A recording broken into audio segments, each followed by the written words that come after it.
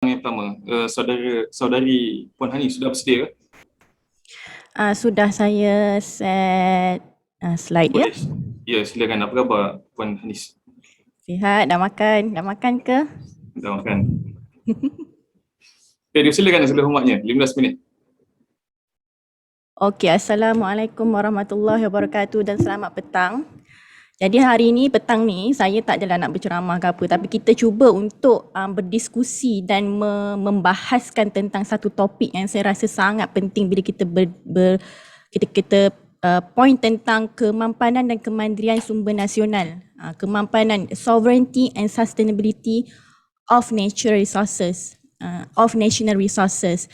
Jadi kalau kita nak berbincang tentang sebuah negara itu mempunyai satu kuasa, sama ada kuasa ekonomi, kuasa ketenteraan, kuasa dari segi dia punya sumber alam, how to maintain and how to improve the national resources itself to sustain sampai generasi yang akan datang. Dan tidak lari untuk kita bahaskan tentang trend ataupun penjenamaan Sustainable Development Goals SDG yang dibawakan oleh dipelopori oleh UN dan diimplement di Malaysia. Jadi kita perlu untuk mewacanakan topik ini untuk kita tahu sejauh mana konsep kemampanan yang dibawa oleh UN, oleh PBB, adakah ia selari, menepati dan melengkapi ataupun ada lagi aspek-aspek yang perlu ditambah baik. Jadi selaku wakil daripada kumpulan researcher daripada Aris Institute, saya mewakili ada beberapa penyelidik yang terlibat dalam penulisan artikel ini. Kalau saya boleh sebut, Adilah, Fatia dan Irfan. Kami memilih satu tajuk yang signifikan untuk kita bincangkan dalam ICRIS 2021. Iaitu bandar. Macam yang Aiman sebut tadi, Encik Aiman sebut tadi, tak sah kalau kita nak bincang tentang kuasa sebuah negara tanpa kita bincangkan tentang bandar yang negara itu miliki. Sebabnya bandar ini adalah tempat concentration of capital, concentration of labour, concentration of resources, dan dia memanifestasikan pengupayaan negara sebab ia melibatkan pelbagai peringkat kerajaan persekutuan, kerajaan negeri dan juga kerajaan tempatan untuk mengupayakan sumber-sumber yang ada di wilayah di tempat ini menjadi, kalau kita lihat sekarang, trendnya global city. Kalau kita bincang tentang US, kita akan bayangkan tentang city New York, apa lagi, California, Silicon Valley. Tempat-tempat ini signifikan sebab dia ada pengupayaan atau kuasa untuk mengupayakan sumber yang ada di kawasan tersebut.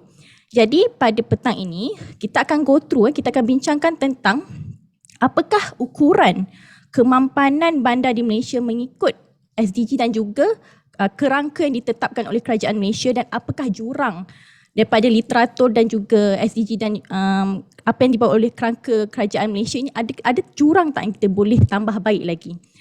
Okey. Next. Okey, pengenalannya. Kalau kita lihat, kadar pembandaran di Malaysia sebenarnya melebihi kadar pembandaran global secara general, sebanyak 76.7% berbanding 56%. Jadi kadar pembandaran yang tinggi ini menunjukkan ukuran-ukuran betapa kuatnya kita ataupun betapa lemah ataupun kuat kita mengurus pertumbuhan populasi, mengurus penggunaan guna tanah dan juga infrastruktur, dan juga mengurus institusi kerajaan tempatan kita. Okay, setakat ini Malaysia telah mempunyai 150 PBT ataupun pihak berkuasa tempatan, dan saban tahun nombor ni berubah-ubah. Maksudnya ada majlis pembandaran yang dinaik taraf menjadi majlis bandaraya, ada majlis daerah yang dinaik taraf menjadi majlis perbandaran, dan penaik tarafan ini memberi indikator bahawa berlakunya peningkatan pendapatan, peningkatan populasi dan juga peningkatan kapasiti dalam mengurus dan membangunkan sesebuah bandar, daerah dan juga, kalau kita sebut sini, daerah dan bandar lah. Okey, data ini juga menjelaskan kepentingan untuk membincangkan kemampanan bandar berdasarkan kepada perkembangan konsep pembangunan mapan yang ditunjukkan dalam literatur. Jadi paper ni memang specifically untuk kita lihat, sebab sustainable development is quite young konsep, dia masih muda lagi. Maksudnya kalau dari sudut literaturnya masih banyak perlu dibahaskan tentang apa gap yang ada dalam konsep ini. Okay. Nampak-nampak macam tu je lah saya gerak-gerak macam ni. Okey, Nampak. kalau kita nak tengok tentang SDG. Okey, kita tentang SDG. Tapi kita perlu soroti. Kita perlu soroti dahulu sejarah SDG ni. Maksudnya pembangunan mampan ni tidak muncul tiba-tiba muncul jadi SDG. Dia memang muncul, kalau kita boleh sorotnya seawal penubuhan deklarasi PBB pada tahun 1942. Kalau kita lihat tempoh 1942 sampai 1961, konsep pembangunan mampan ini lebih tertumpu kepada untuk menjaga keselamatan manusia. Maksudnya mampan bagi seluruh dunia ketika itu adalah untuk menjaga keselamatan manusia daripada ancaman bersifat militeri. Disebabkan oleh suasana waktu itu baru lepas World War II and then Cold War, masih lagi dalam proksi, blok kuasa ini. Jadi penumpuan konsep pembangunan mampan adalah lebih kepada untuk menjaga keselamatan manusia. Tetapi juga selain daripada untuk menjaga keamanan yang menjaga hak asasi manusia, pembangunan konsep pembangunan mampan ini juga terlibat ataupun berhubung dengan konsep instrumen pengalihan kuasa Imperial Eropah kepada koloni mereka. Maksudnya kalau kita boleh question mark di sini adalah how do you define sustainable? Maksudnya siapa, kepentingan siapa yang sustainable dalam konteks ini kan? Kalau kita lihat dari sudut sejarahnya adalah sustainable dari sudut pengalihan kuasa daripada Imperial British, Belanda yang mula untuk memberi ataupun melepaskan koloni-koloni mereka bagi pentadbiran kepada koloni mereka, termasuklah tanah Melayu. Okey. Selain daripada itu, bila kita bergerak kepada tahun 1960-an, berlakunya persidangan Afro-Asia yang merupakan respons negara-negara bukan barat. Kalau kita tengok dalam persidangan Afro-Asia ni dipelopori oleh negara Afrika, negara Timur Tengah, Mesir sebagai contoh, dan juga Indonesia. Ini antara negara yang lantang dalam persidangan Afro-Asia yang saya boleh katakan tindak balas kepada penubuhan PBB. Daripada persidangan Afro-Asia ini tertubuhnya 6 non-alignment dan ini merupakan respon kepada penubuhan PBB. Okey. Sebabnya waktu tu antara satu poin yang menarik adalah antara isu utama yang dibahaskan ataupun dibawa oleh kuasa-kuasa dalam persidangan Afro-Asia ni adalah isu Palestin. Maksudnya kalau cuba raiskan isu Palestin sebagai isu hak asasi manusia yang perlu dirangkumkan dalam konsep pembangunan mampan ketika itu. Okey, kita beralih pada tahun 1960-an sehingga 1970-an. Okey, konsep pembangunan mampan mula beralih. Saya boleh kata dia beralih dan berkembang. Meliputi kebebasan individu dan juga kemajuan ekonomi. Waktu itu perbincangan ekonomi mula rancak. Berlaku gesaan untuk merapatkan jurang pembangunan ekonomi negara kecil dan negara membangun dengan negara maju. Sebab masa itu, apa yang negara maju cuba dakwa ataupun satu hipotesis apa yang mereka cuba dakwa lah dalam satu banyak conference waktu ni, waktu conference UN ni, apa yang mereka cuba bawakan adalah disebabkan oleh negara kecil dan negara membangun ini kurang memberi penekanan terhadap pembangunan ekonomi mereka, disebabkan itulah menjejaskan ataupun memberi implikasi kepada ekonomi negara maju. Sebab kalau kita lihat 1940, negara besar macam British, mereka memegang capital yang besar. Kalau kita tengok macam tanah Melayu kan, mereka masih memegang kepentingan ekonomi. Jadi bila negara koloni itu dilepaskan dan diberikan kuasa untuk mentadbir dengan sendirinya, jadi mereka perlu untuk mengekalkan kepentingan ekonomi mereka. Jadi kalaulah tanah Melayu ataupun Malaysia ketika itu tidak boleh maju seiring dengan negara maju yang lain, mereka juga mendapat implikasi kepada kepentingan ekonomi mereka. Jadi pada tahun 1960-an, penubuhan UNCTAD iaitu United Nations, saya terlalu bersemangat petang ni. The United Nations Conference on Trade and Development dan juga UNDP. Waktu tu mula banyak sangat wacana mereka wacanakan seperti ICRIS ni, nama pun United Nations Conference, dan mereka wacanakan macam mana nak develop negara-negara yang bekas-bekas koloni mereka ni. Waktu itu penanda aras pembangunan mampan adalah kemajuan ekonomi. Okey, beralih kepada 1972, 1984, waktu inilah baru coin, UN baru coin perkataan pembangunan mapan dalam alam sekitar. Okey, 4 minit lagi. Astagfirullah.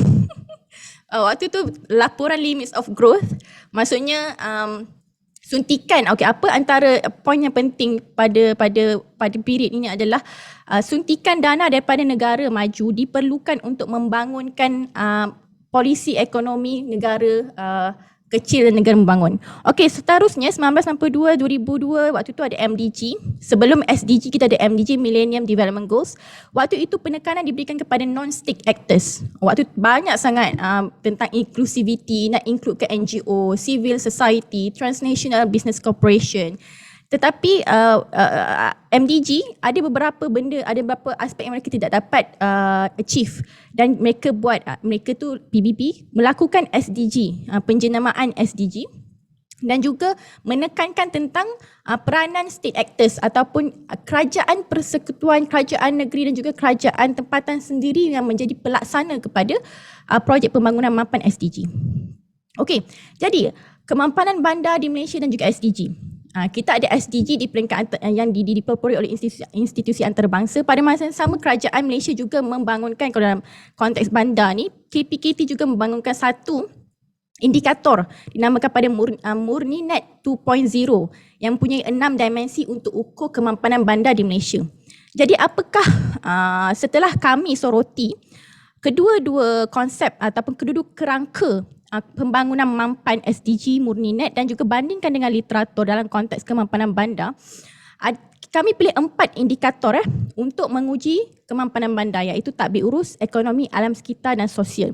Okey, untuk tadbir urus, antara ukuran yang disentuh dalam literatur SDG dan Murninet adalah hubungan kerajaan persekutuan, kerajaan negeri dan kerajaan tempatan menerusi Akta 171, iaitu Akta Kerajaan Tempatan 1976. Dan pemansuhan Akta 473. Akta 473 adalah Akta Pilihan Raya Kerajaan Tempatan 1960. Okey, selain pada itu kita lihat juga ukuran hubungan PBT masyarakat sivil, iaitu pada tahun 2014 KPKT memperkenalkan Jawatan Kuasa Perwakilan Penduduk JPP. JPP ini merupakan satu-satunya cara ataupun laluan masyarakat sivil ataupun penduduk rakyat ini untuk masuk ke dalam PBT secara formal. Dan juga ahli majlis dalam PBT. Tetapi ahli majlis dalam PBT dalam Akta 171 tidak mengehadkan pelantikan dalam kalangan ahli politik. Dan begitu juga dengan JPP, tidak mengehadkan pekeliling JPP, tidak mengehadkan pelantikan JPP dalam kalangan penjawat awam. Menunjukkan sejauh mana pelantikan ini betul-betul memberi ukuran kepada partisipasi rakyat dalam tadbir urus bandar. Okey, yang ketiga, hubungan PBT dan swasta. Kalau tengok trend sekarang banyak public-private partnership, terutama dalam pembangunan hartanah di bandar. Okey, seterusnya hubungan PBT institusi antarabangsa menerusi World Urban Forum dan UN Habitat. Okey, seterusnya indikator ekonomi. Antara ukuran yang dilihat dalam SDG, Murninet dan juga literatur adalah pertumbuhan tenaga buruh, kadar kemiskinan dan juga kadar pertumbuhan pelaburan swasta. Okey. Rushing kena alam sekitar. Yang ni menariknya, saya pinpoint sebab kita dah ada proceeding, jadi saya pinpoint apa poin-poin utama je. Alam sekitar, kita lihat kualiti air sungai. Tak semua bandar di dunia ni melihat kualiti air sungai sebagai satu indikator kemampanan bandar. Dan menariknya, special ni bandar di Malaysia adalah kebanyakan bandar di Malaysia terletak di pulau, pantai, sungai. Maksudnya ada berkaitan dengan sumber air. Menunjukkan kalau kita jaga sungai, insya-Allah bandar kita terjaga. Okey, saya pergi kepada jurang. Last slide. Okey, jurang. Okey, dalam bila kami soroti literatur dan juga kerangka SDG dan Murninet ni, ada dapat beberapa jurang dalam indikator yang ditetapkan. Okey, terutama dalam tadbir urus. Okey, dalam tadbir urus kami lihat kurangnya penilaian dalam aspek kerjasama PBT dengan institusi antarabangsa dan sektor swasta. Sebab kita faham bahawa Malaysia is a very centralized state. Maksudnya apa-apa kerajaan persekutuan yang memegang punca kuasa. Tetapi ada beberapa trend, iaitu trend PPP, trend UN Habitat, Datuk Bandar participate dalam UN Habitat, menunjukkan adanya trend bandar kerajaan tempatan ini boleh, maksudnya punca kuasanya boleh diperluaskan dan membawa persoalan kepada Akta 171. Kemudian ekonomi ada jurang kepada penilaian dalam skala bandar. Maksudnya banyak laporan ekonomi negara dibuat dalam skala negeri ataupun negara. Tak banyak ataupun kurang sangat penilaian dibuat dalam skala bandar. Okey, sosial. Ini satu poin yang penting, jurang yang sangat penting yang saya nak ukur. Walaupun SDG dan Murninet mengukur aspek sosial bandar itu mengikut benda yang fizikal ataupun yang boleh kita kaitkan dengan ekonomi pun. Contohnya adalah perumahan ataupun perumahan kos sara rendah, infrastruktur, fasiliti, tetapi tidak masuk ataupun tidak menekankan tentang dinamik subnasional sesebuah negara itu. Dan kita sebagai Malaysia sebagai sebuah negara yang pelbagai kaum, aspek dinamik subnasional antara kaum, antara agama adalah sangat penting. Tetapi Murninet dan juga kerangka Murninet yang dibawa oleh KPKT dan juga SDG tidak menyentuh langsung tentang perbezaan agama dan kaum dalam konteks bandar, apatah lagi dalam konteks Malaysia, menimbulkan persoalan jurang bagaimana kita nak implement satu kerangka yang sangat, orang kata sangat tidak custom made ataupun tidak menumpukan kepada keperluan negara kita. Okey. Jadi kesimpulannya adalah pemahaman terhadap konsep pembangunan mampan merupakan topik perbincangan yang masih dibincangkan oleh sarjana. Is still a young concept. Walau bagaimanapun berdasarkan jurang literatur yang disenaraikan menunjukkan penjenamaan pembangunan mampan dalam SDG menghadkan tafsiran pembangunan mengikut kerangka institusi antarabangsa. Hal ini bertentangan dengan fungsi kerajaan, sama ada kerajaan persekutuan, kerajaan negeri dan kerajaan tempatan sebagai pembangun yang mencorakkan kerangka pembangunan sendiri. We are not administrative state. Kita bukan negara pentadbir yang menerima kerangka dan kita just mentadbir, tetapi kita juga mempunyai tanggungjawab untuk membentuk kerangka sendiri untuk mengukur pembangunan mampan yang ditafsirkan oleh kita. Okey, itu saja. Terima kasih. Assalamualaikum warahmatullahi wabarakatuh. Waalaikumsalam warahmatullahi wabarakatuh. Puan Anis. Baik, saya akan